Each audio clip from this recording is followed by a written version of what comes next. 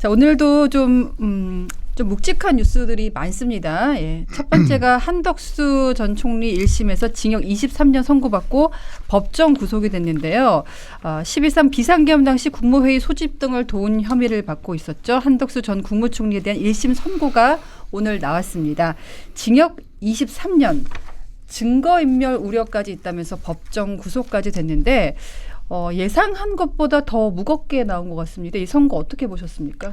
일단 기본적으로 말씀하신 것처럼 예상보다 훨씬 중형이 나왔다라는 점에서 판결문을 좀 자세히 읽어봐야 되겠습니다. 판결문을 아직 받아보지 못했기 때문에 방금 나온 뉴스죠. 구체적으로 어떤 부분에서 유죄가 인정되고 또 어떤 부분에서 무죄가 인정되는지 이런 부분 좀 따져봐야 된다라는 생각이 들었고요. 그리고 중요한 것은 지금 지속적으로 재판부가 12월 3일 이 비상계엄에 대해서 내란이다라고 못 박은 점, 네. 이 점이 좀 상당히 어떻게 보면 앞으로 있을 윤석열 대통령의 재판에도 좀 영향을 미칠 것 같다라는 생각이 들었고요. 사실 이번 재판부 같은 경우에는 이른바 그 변호인들 감치 논란부터 시작을 해가지고 여러 사건이 좀 많았어요, 사실은. 그렇기 때문에 과연 전체적으로 봤을 때 물론 지금 1심이기 때문에 앞으로 뭐 2심 그리고 대법원의 판단 남아 있습니다만 여기에 대해서 좀 과하다라고 느끼실 수 있는 국민들도 있을 것 같습니다. 일단은 이 선고가 중요한 이유가 윤석열 대통령 재판까지 영향을 주지 않습니까? 네, 영향을 주죠. 원칙적으로는 사실 정범의 재판을 먼저 하는 게 보통이에요. 정범의 재판을 먼저 하고 그 다음에 이제 공범의 어떤 방조 혐의를 추가적으로 재판에서 선고하는 경우가 일반적인데 이 경우는 글쎄요 국민적 관심사, 중대한 관심사라 그런지 공범의 재판 선고를 먼저 하고 또 정범의 재판을 나중에 하는 좀 기이한 현상이 있는 것 같아서 이게 어떤 후폭풍이 있을지 잘 모르겠어요. 결국 이 국민의 높은 관심이 있는 재판이다 보니까 판결의 수용성이라는 것도 사실 되게 고려를 많이 해야 되거든요. 결국 쟁점이라고 하는 게 12.3 계엄이 내란이냐 아니냐인데 정범의 내란 여부는 아직 판단하지 않은 채 공범의 내란 여부를 먼저 판단한다는 것은 일단 뭐 지기현 판사 등등 남아있는 재판부의 판사들이 조금 편하게 선고문을 쓸 수 있다라는 그런 것도 있지만 이게 국민적으로 어떤 저항이 있을지 사실 잘 모르겠고 기존의 재판의 어떤 논리와는 좀 다른 것 같습니다. 공범부터 먼저 했으니까요. 그리고 양형 기준에서 사실 그 한덕수 총리 측의 변호인 측이 이 79의 노년이고 혼자 거동이 불편해가지고 이런 양형을 참작해달라고 제시를 했는데 그런 것들 전부 다 안 받아들였어요. 그리고 죄질이 안 좋다, 반성을 하지 않는다라는 부분들이 좀 강하게 작용한 것 같고 사실 다른 백대현 판사의 그 체포방해 혐의 그리고 국무위원 심의의결 침해에서도 구형보다 절반 나왔는데 전 절반 정도로 예상을 했는데 이렇게 세게 나온 걸 보니까 12.3 계엄에 대해서 이진관 판사부터 좀 기문발차하겠다, 내란을 정확하게 인정하겠다라는 뜻으로 보여집니다. 하나하나 좀 짚어보면은 내란 중요 임무 종사도 유죄, 허위 공문서 작성도 유죄, 대통령 기록물 관리에 관한 법률 위반 공영 손상도 유죄, 계엄 선포문 미인지 위증도 유죄, 허위 공문서 행사는 요거는 무죄가 나왔고요. 근데 사실상 거의 빠져나갈 곳이 없게 다 유죄를 선고했단 말이에요. 뭐 그렇죠. 뭐 이제 내란 선포문 미인지 같은 경우에도 한덕수 국무총리께서 늘 주장했던 거는 본인은 알지 못했다, 사전에 알지 못했다라는 부분이고 지금 그 당시 이제 그 계엄 사령부가 선포했던 그 계엄 선포문에 대해서도 본인이 받아보지 못했다라는 취지로 진술을 하셨는데 이제 그 부분에 대해서 미인지했다라는 것이 위증이다라고 재판부가 얘기를 한 부분이 있고요. 또한 허위 공문서 작성이라든가 제일 중요한 게 결국은 이 내란 중요 임무 종사에 대한 부분이거든요. 그러니까 내란 중요 임무 종사가 인정이 된다라는 건 그 앞선 윤석열 대통령의 계엄이 내란이었다라는 것에 대해서 지금 미리 판을 깔고 이건 내란이었고 그 내란에 대해서 뭐 적극적인 뭐 방해 행위라든가 혹은 적극적으로 그걸 만류하는 행위가 없었다. 오히려 중요 종사했다라는 식으로 재판부가 보고 있는 것이기 때문에 저는 지기현 재판부가 지금 어떤 판결을 내림에 있어서 아까 이기삼 총장님께서는 편해졌다라고 말씀을 하셨지만 오히려 더 불편해졌을 수도 있어요. 왜냐하면 판단이 다를 수 있거든요. 이게 내란이냐 아니냐에 대해서는 지기현 재판부와 사실 이진관 재판부가 생각이 일치하지 않을 수도 있는데 말씀하신 것처럼 정범에 대한 이 윤석열 전 대통령에 대한 결론이 내려지기 전에 그러니까 그게 먼저 내란임이 확증되면 그 다음부터는 사실은 내란이라는 것이 어떻게 보면 재판부에서 어떤 공통된 의견이 될 수 있는데 그게 아니라 종사자에 대해서 먼저 내란을 인정을 해버리면 사실은 윤석열 대통령 재판부 입장에서는 뒤집기가 좀 어려울 것 같아요. 그렇죠. 상당히 큰 이게 좀 부담이 있죠. 그러니까 법리를 구체적으로 들여다봤을 때 내란까지는 아니다라고 내릴 수도 있었던 결론을 이번 재판에 영향을 줘서 아니 어차피 앞선 재판을 다 내란으로 했는데 지기현 혼자 내란이 아니다라고 해버리면은 또 이게 그분이 감당해야 되는 또 다른 이걸 내란이라고 주장하시는 쪽의 어떤 그 정치적인 압박이 상당할 거고요. 저는 그래서 이번 재판에 그 앞으로의 후유증은 오늘이 아니라 내일부터 좀 거세지지 않을까라는 생각이 좀 듭니다. 이게 비상계엄이 그 윤 전 대통령은 대통령 고유 권한이라는 입장이었고 예. 뭐 재판부는 내란에 해당된다고 아주 못을 박았어요. 국헌 문란 목적이고 폭동이었다라고 공식화를 했거든요. 여기서 제가 예. 아까 잠깐 판결문을 못 봤지만 이진관 판사가 사례를 읽을 때 과거 12.12 사건의 사례와 대입할 수 없다라고 얘기를 했어요. 그게 이제 아래로부터의 쿠데타가 아니라 뭐 이건 친위 쿠데타적인 성격이 있고 이걸 구체적으로 적용할 수 있는 사례가 없기 때문에 그리고 민주화 이후의 어떤 쿠데타라고 생각을 하니까 다시 한번 사례 판례를 만든 것 같은데 네. 그래서 이제 아마 뭐 이런 판결이 나온 것 같습니다. 그것도 있고 한덕수 총리의 이 탄핵 심판에서 최후 진술에서 한덕수 총리가 뭐라고 진술을 했냐면 본인은 직접 윤석열 대통령 계엄을 막기 위해서 최선을 다했다라고 얘기했거든요. 말렸다. 예. 네. 그런데 그 이후에 나온 그 CCTV 장면을 보면 윤석열 대통령이 쪽지를 건네주는 그 장면도 그렇고 사실 그렇게 저항하지 않아요. 이견을 제시하는 모습이 아닙니다. 오히려 많은 국민들이 반대로 생각했던 최상목 대행이 되게 강하게 예. 저항을 하잖아요. 이런 부분들, 이런 일련의 과정들을 보면서 반성의 기미가 없구나. 그리고 뭐 초범, 재범을 사실 나눌 것도 아니지만 재범의 가능성까지 사실 판단하기 때문에 이런 강한 형량이 안 나온 건 아닌가 하는 생각이 듭니다. 재범이라면 한덕수 전 총리가 다시 재범을 할 수는 없잖아요. 그렇긴 한데요. 네. 지난번 그 백대현 판사의 체포방해 그때도 초범인 점이라고 하면서 양형사유로 참작을 했거든요. 아. 이런 점 봤을 때 네. 아마도 초범은 아니겠지만 재범의 가능성도 우려를 한 것 아닌가. 그러니까 한덕수 총리가 재범을 하겠다는 것이 아니라 똑같은 사례가 또 나올 수 있다라는 그런 부분들을 좀 적용한 것 같습니다. 안 그래도 당시에 그 많은 그 국무위원들 가운데서 최상목 경제부총리가 상당히 가장 강하게 만류를 했었는데 맞아요. 그때 이후로 들었던 게 박근혜 전 대통령 탄핵을 경험했었기 때문에 이걸 말리지 않았을 때 올 후폭풍을 알고 있었을 것이다. 그런 맞아요. 얘기들이 많았었거든요. 계엄 직후에 뭐 핸드폰 바꿨다고 해가지고 당시에 민주당이 되게 강하게 공격했는데 네. 알고 보니까 CCTV를 열어보니 최상목 대행이 아주 강하게 저항을 하잖아요. 네. 이런 자료들이 그런 일련의 과정들을 입증해 주는 것 같다. 그러면 좀 조심스럽긴 합니다. 재판부가 다르니까. 그렇지만 윤석열 전 대통령 재판부가 오늘 내용 무시하기가 어렵고 말씀하신 것처럼 그렇죠. 근데 내란은 두 가지밖에 없잖아요. 사형 아닌 무기징역이란 말이에요. 하나 더 있습니다. 무기금고. 금고. 무기금고. 우리 예. 그건 안 한다고 했으니까. 예. 그럼 선고 가늠해 보신다면 어떻겠어요? 지금으로서는 물론 제가 지기현 재판부의 마음을 읽을 수는 없지만 지금 검찰, 그러니까 특검이 무기징역을 구형을 했잖아요. 그러니까 검찰이 사형을 구형을 했잖아요. 그러면 무기징역 정도에서 아마 형량이 나올 가능성이 매우 높은 것 같습니다. 검찰이 때린 사형을 그대로 재판부가 받아들이는 것은 이건 사실은 굉장히 불가능한 일이다라는 생각이 들고 국제사회의 여론이나 뭐 여러 가지 또한 다른 나라에서 어떤 식으로 판례가 이루어졌는지 따져볼 부분이거든요. 네. 왜냐하면 이건 사실은 뭐 이게 장관에 대한 평가가 아니라 일국의 대통령이었던 사람에 대한 재판이지 않습니까? 그리고 특히나 이게 내란 재판이라고 하는 것은 내란 우두머리 혐의에 대한 재판이라고 하는 것은 결국은 형량이 너무나 강하게 작용을 하기 때문에 네. 그것이 미칠 영향까지도 고려를 할 것이다. 근데 저는 반복적으로 말씀을 드리지만 저는 여전히 이것이 내란인가라는 부분에 대해서는 저 개인적으로는 의문의 여지가 남아 있거든요. 아직 많은 부분은 좀 풀리지 않았습니다. 이진관 판사의 판결문을 제가 다 읽지는 못했지만 중간중간 뉴스를 뜨는 걸 보면은 상당히 판사 개인의 감정도 좀 많이 섞여 있는 것 같아요. 그리고 판사의 어떤 그 자체적인 어떤 그 사건에 대한 판단도 많이 들어가 있는 것 같은데 결국 이제 1심이다라는 말씀을 좀 드리고 싶고 이 1심 결과에 의해서 모든 게 다 뒤집히지는 않기 때문에 저는 2심까지도 분명 아마 항소를 할 겁니다. 저는 그래서 지켜본 다음 대법원 판결까지 나온 다음에 우리가 비로소 이 사건에 대해서 정확하게 모든 것을 얘기할 수 있다라는 생각이 들었습니다. 저희가 좀 짚어보면 피고인은 간접적으로나마 민주적 정당성과 그에 대한 책임을 부여받은 국무총리로서 헌법과 법률을 뭐 준수하기 위해서 모든 노력을 기울여야 할 의무를 부담한다. 그런데도 12.3 내란이 성공할지도 모른다는 생각에 이런 의무와 책임을 끝내 외면하고 그 일원으로서 가담하기로 선택했다라고 꾸짖었습니다.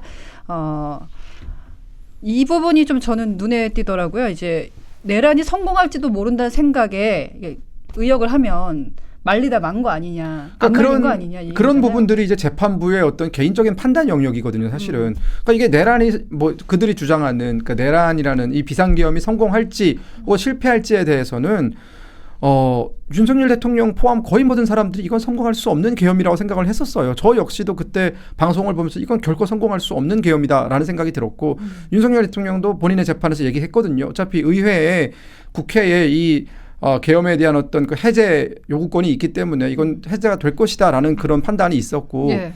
그 당시 조지혁 경찰청장과의 그 통화 내역도 들어보면은 고생했다. 나중에 이제 비상계엄 해제가 된 이후에 고생했다. 그리고 그동안 질서 유지하느라고 고생했다라는 식의 어떤 격려 전환이 있는 걸 봐서는 예를 들어 뭐 예컨대 비상계엄이 성공할 거라는 확신이 있었다면 왜 못 막았냐라고 추궁을 할 텐데 그게 아니라 비상계엄이 해제되는 와중에도 질서를 잘 유지시켜 준 거에 대해서 고맙다라는 얘기를 하셨거든요. 그러니까 그런 여러 가지 부분에서 특히나 한덕수 총리 같은 경우에는 이 사람이 뭐 정치를 한두 해 해본 사람도 아니고 국무총리만 몇 번째입니까 지금이. 그런 사람이 비상계엄이 성공할지도 모른다라는 생각에 그걸 뭐 적절 말리지 않았다. 이거야말로 정말 주관적인 판단의 영역이지 사실 우리가 이걸 증명할 수가 없어요. 저는 그래서 그 부분에 대해서 재판부가 과연 아주 공정하게 혹은 아주 법리에 입각해서 이걸 했느냐라는 부분에 대해서는 섣불리 의문을 제기해서도 안 되지만 개인적으로는 석연치 않은 점도 분명히 있다라는 생각이 듭니다. 그러니까 계엄 해제 표결 이제 계엄을 막은 주체가 이제 국민이다라는 말까지 아마 포함되어 있을 거예요. 이진관 판사의 오늘 판례에서. 근데 그건 어찌 보면 이 정치적 수사 같은 말인 거잖아요. 그리고 방금 우리 앵커께서 말씀하실 부분도 어떤 치밀한 법리의 논리 내지는 증거 위의 재판이 아니라 어찌 보면 정치적 수사로 가득한 어떤 그런 말들이라서 글쎄요. 전 이게 어떤 영향이 미칠지 잘 모르겠고 무엇보다 어쨌든 계엄 해제의 표결을 국회의원들이 참석해가지고 표결을 해서 해제한 것 아닙니까? 이런 부분들이 얼마만큼 참작이 됐는가 아직 뭐 판결문을 못 봤지만 그런 부분들이 좀 균등하게 또 고르게 영향을 끼쳤는가에 대해서도 우리가 좀 들여다봐야 될 것 같아요. 왜냐하면 앞으로 이제 계엄이 다시는 일어나서는 안 되지만 만약에 똑같은 사례가 반복됐을 때 이게 판례가 될 수 있는 선례가 될 수 있는 거거든요. 그런 점에서 좀 눈여겨봐야 되겠다는 생각이 듭니다. 근데 이 판단이 만약 사실이라면 뭐 예를 들어서 뭐 이 재판부에서 얘기하는 대로 성공할지도 모른다는 생각에 안 말렸다는 게 사실이라면 한덕수 전 총리가 그 뒤에 대선에 나왔었잖아요. 그렇죠. 예, 그러니까 좀 약간 안 맞는 부분들이 있어요. 그러네요. 예. 그러니까 성공을 못할 거라고 아마 예상을 했을 거예요. 왜냐하면 국무위원이고 총리고 어쨌든 건의자인데 당장 그 국회의원들이 국회에 들어와서 계엄해제 표결하는 행위를 봤을 거고 거기에서 한덕수 총리가 뭔가 적극적으로 말리거나 하는 행위들은 제가 볼 땐 증거가 없는 것으로 알고 있거든요. 이런 점에서 볼 때 좀 앞뒤가 조금은 정합성이라는 부분에 대해서 논란의 이견은 있을 것 같습니다. 일단 재판부의 판단을 존중해야 되지만 그렇죠. 존중을 해야 되지만 검사 구형보다 많이 나오는 경우는 굉장히 많이 나왔고요. 한 15년 구형 15년 구형에 23년이 나왔거든요. 네. 이런 사례는 거의 드문 게 아닌가. 그러니까 저는 지금 윤석열 대통령의 이 내란 우두머리 재판 같은 경우에는 우리가 사실은 철저히 이런 사건일수록 법리에 입각을 해가지고 어떤 외부의 압력이라든가 혹은 외부의 여론의 영향을 받지 않고 이게 정말 법리적으로 잘못됐는지 잘못하지 않았는지 죄가 있다면 죄가 있는 만큼의 부분만 물어야 되는 것이 사실은 법치국가 아닙니까? 예. 하지만 지금까지 진행되어 온 재판의 상황을 봤을 때에는 상당히 거대한 정치적인 압력이 존재하고 있고 여기에 따른 국민들이 분열상이 지금 굉장히 도드라지게 나타나고 있잖아요. 저는 그렇기 때문에 지금 정권을 잡은 이재명 정권이라든가 혹은 좀 더불어민주당은 지속적으로 이게 내란이어야 한다를 강조하고 있어요. 특히나 이번에 2차 종합특검을 발의한 것도 결국은 이렇게 국무회의를 통과를 했는데 그런 배경에도 결국 이 내란몰이를 끝까지 지방선거까지 가져가서 지방 권력까지도 다 장악을 하겠다라는 그런 포석을 숨기지도 않기 때문에 저는 이런 부분에 있어서 재판부가 과연 공정하게 이 모든 것들을 오로지 법과 원칙에 입각해 들여다볼 수 있는 환경이었느냐. 저는 그런 환경은 결코 아니었다라고 보고 판사들도 사실은 개개인이 다 우리가 아무리 중립적으로 기계적으로 중립을 요구한다 하더라도 정치적 성향이 있기 마련이고 각각의 판단 영역이 좀 다른 거 아니겠습니까? 저는 그런 부분이 분명히 작동을 했을 것이다라고 봐서 저는 앵커 말씀에 동의합니다. 법원의 판단이기 때문에 이 판단에 대해서 뭐 부정하거나 이것에 대해서 뭐 받아들일 수 없다든가의 어떤 이 법원의 이 권위 자체를 무시하는 딴 발언을 하고 싶지 않습니다. 그러나 2심 재판부는 조금 더 법리적으로 조금 더 공정하게 이 부분을 들여다봐 주기를 좀 바라는 바입니다. 이제 결국 내란 우두머리 재판이 어떻게 될지에 대해서 관심이 아마 쏠릴 텐데 근데 지금 이 정범 재판이 아닌 백대현 판사와 이진관 판사의 재판 주요 흐름을 보면 공수처의 수사도 인정을 해주고 또 내란 우두머리 재판과 별개라고 하지만 국무위원 심의 의결은 침해한 게 맞다라고 이미 백대한 판사는 판결을 했고 예. 오늘 이진관 판사는 이제 내란이라고 규정을 했어요. 그러면 아마 지금 재판부의 기류는 이 12.3 계엄에 대해서 좀 강하게 처벌해야 된다는 기류가 분명히 있는 것 같아요. 아마 그러면 사형 또는 무기징역 중에서 사형 선고가 나올 수 있을 것 같은데 글쎄요, 모르겠어요. 법감정도 분명히 들어가 있는 것 같고 재판부가 약간 여론을 의식한 부분도 있는 것 같습니다. 저는 근데 그건 좀 지양했으면 좋겠어요. 내란 우두머리 사건에서 다소 국민들이 납득하지 못한다 하더라도 치밀한 법적 증거와 논리 위에서 재판해야 된다고 저는 생각이 들고 근데 그렇다 하더라도 2심에 올라가면 이게 전담재판부로 갈 거란 말입니다. 민주당이 발의해서 통과시킨 내란 전담재판부가 아마 다루면 글쎄요. 1심의 결과가 긍정적으로 뒤집히진 않을 것 같아요. 형량이 줄어들거나 가볍게 되진 가볍게 되진 않을 네. 것 같습니다. 어쨌든 이 여론이 계속 작용을 하고 있고 민주당 일방적으로 처리를 했으니까 판사도 재판부도 내란과 계엄에 대해서 그 법감정과 여론을 상당히 의식하는 판사가 배정될 수 있는 가능성도 있거든요. 네. 이런 부분들도 우리 정치권이 계속해서 경계하고 지켜봐야 될 것 같다는 생각이 듭니다. 이건 좀 격가지 같은 얘기긴 한데 북한에서 탈북하셨잖아요. 예. 김정은 위원장이 이런 상황을 보면 굉장히 간담이 서늘할 것 같긴 해요. 그러니까 대통령이 계엄을 했는데 네. 바로 해제되고 또 그거를 이제 재판으로 넘겨서 처벌받는 상황.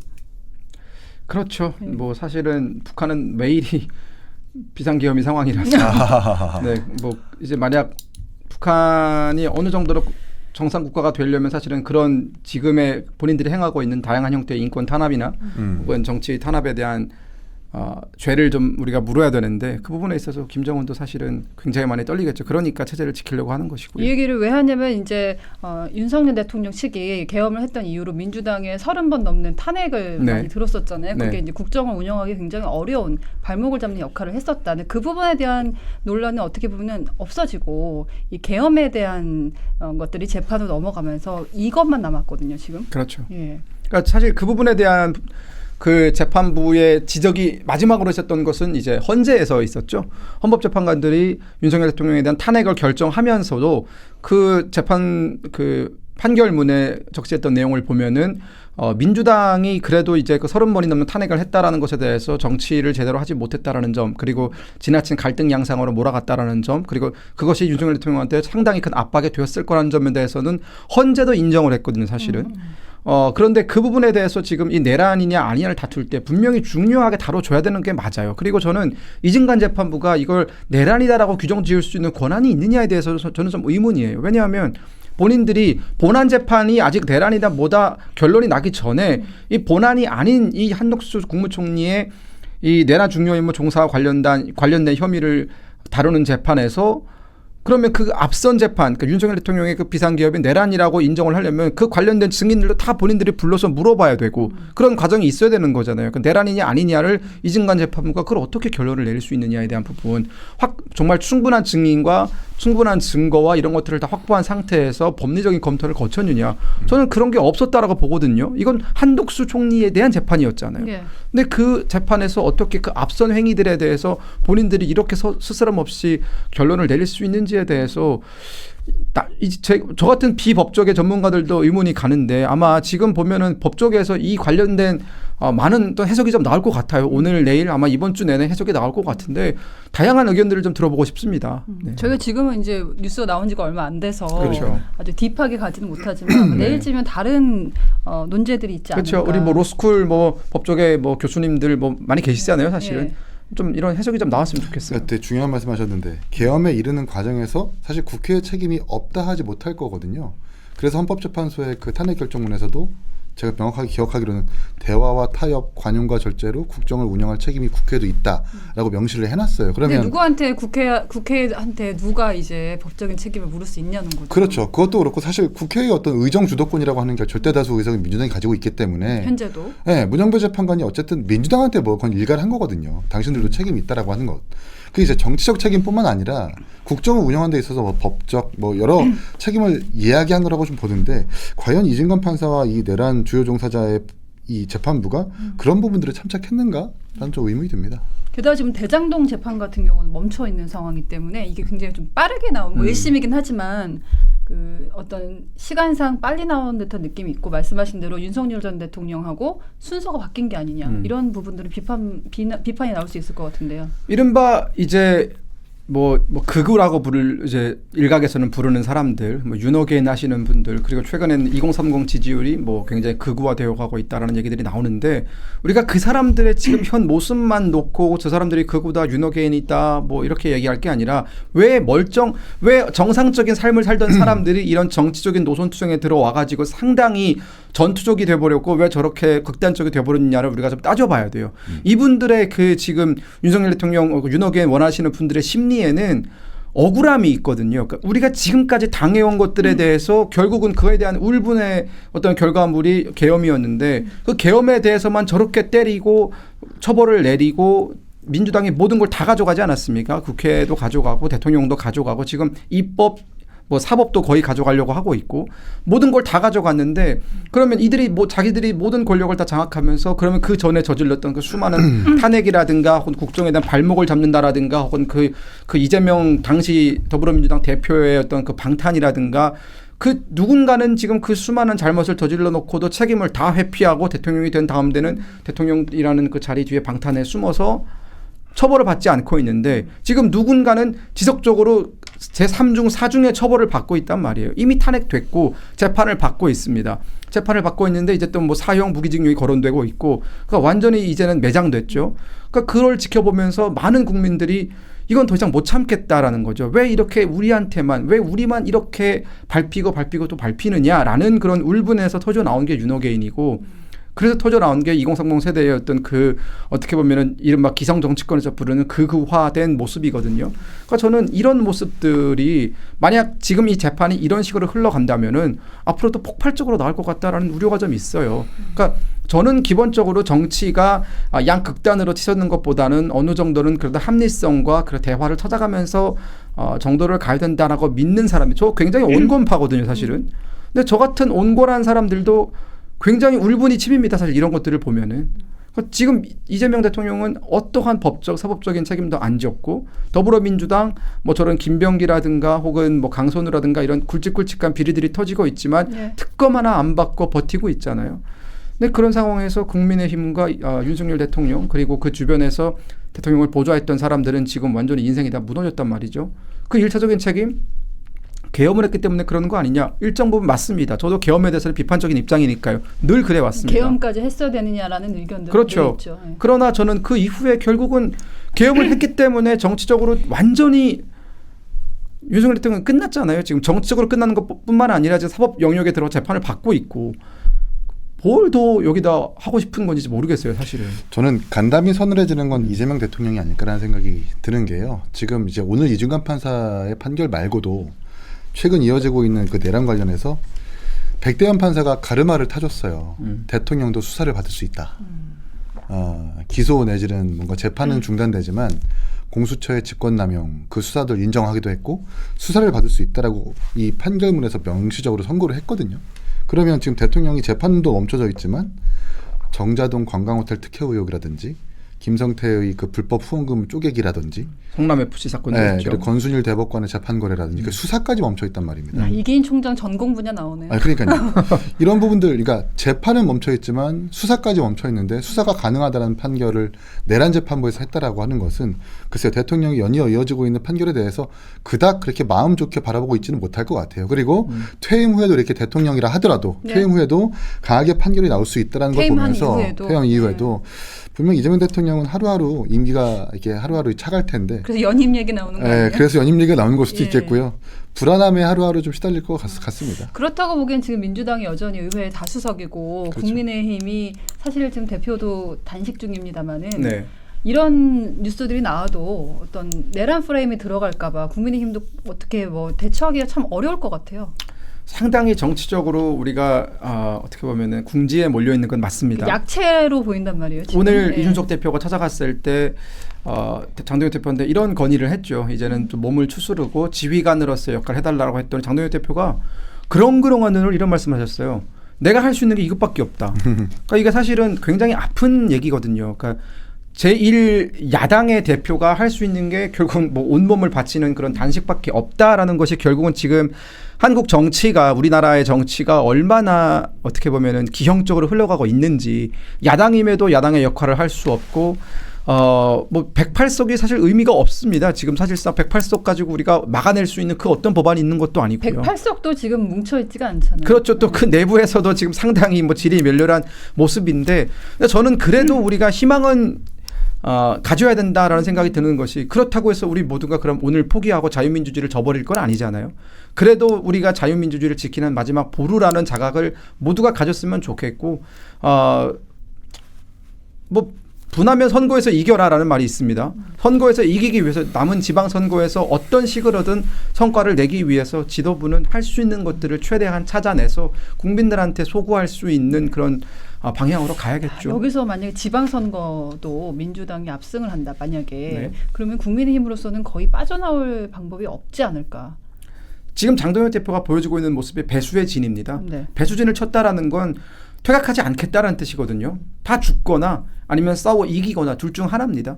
저는 그렇기 때문에 우리는 이미 돌아갈 잔도를 불살랐고요. 지방선거 승리라는 단 하나의 목표를 위해서 당 구성원이 똘똘 뭉쳐서 그리고 우리와 함께 연대할 수 있는 사람들과 함께 힘을 합쳐서 이 이재명 정권의 독주, 이재명 정권과 더불어민주당의 독재를 막아내야겠죠. 저는 이걸 막아내는 데 있어서는 야당이 모두가 힘을 합쳐야 되고 여기에 대해서 뭐 개혁신당이나 뭐 이런 지금 우리와 뜻을 같이 하는 그리고 함께 범보수 진영에 묶이는 사람들과 뭔가 이를 같이 도모하지 못할 이유가 없다라고 봐요. 물론 지지자분들 가운데서는 개혁신당의 어떤 일부 정치인들 혹은 특정 사건에 대해서 거부감을 가지고 계신 분들도 많이 있을 텐데 제가 누누이 강조드리지만 그런 사적인 거부감 내세우면서 공적인 것, 큰 것을 우리가 놓치면은 둘 다 손해고 다 공멸합니다. 우리는. 그렇기 때문에 지금은 과거에 우리가 어떤 앙금이 있다 하더라도 그건 덮고 선거 승리라는 단 하나의 목표를 향해서 나아갈 때다라는 말씀을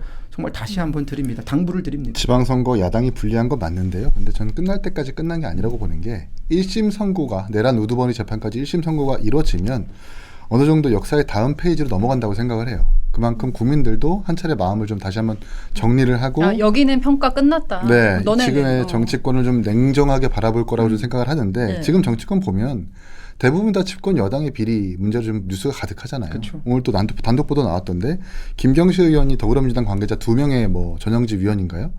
추가적으로 공천 헌금 목적에 돈을 줬다라는 지금 진술이 나오고 있거든요. 그러니까 이게 한 명 한 명 개개인의 일탈이 아니라 지금 전체 민주당의 어떤 시스템적인 오류 이런 것들을 보여주고 있는 거잖아요.